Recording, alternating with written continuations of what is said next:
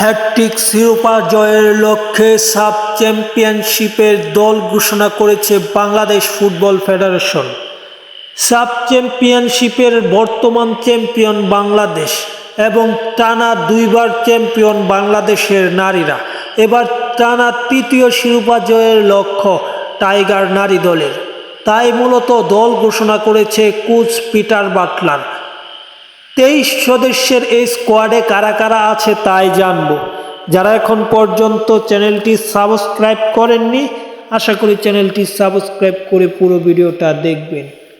23 সদস্যের এই দলটাতে আছে রূপনা চাকমা, মিলি আক্তার, স্বর্ণা রানী মণ্ডল, হালিমা আক্তার, শিউলি আজিম, আফিদা খন্দকার যিনি বর্তমান অধিনায়ক, আছে সুরমা জান্নাত, কুহাতি, আছে সৌরভিয়াকন্দ প্রীতি, শামসুন্নাহার সিনিয়র, উন্নতি খাতুন, অর্পিতা বিশ্বাস, মমিতা খাতুন, মারিয়া মান্ডা, মনিকা চাকমাও এই দলটাতে আছে শাহেদা আক্তার রিপা, ঋতুপর্ণা চাকমা, ওম্মেহা মারমা, আছে মুসাম্মদ সাগরিকা, আছে তোহরা খাতুনের মতো ফুটবলার, আছে আনিকা রানী সিদ্দিকি যিনি মূলত প্রবাসী ফুটবলার।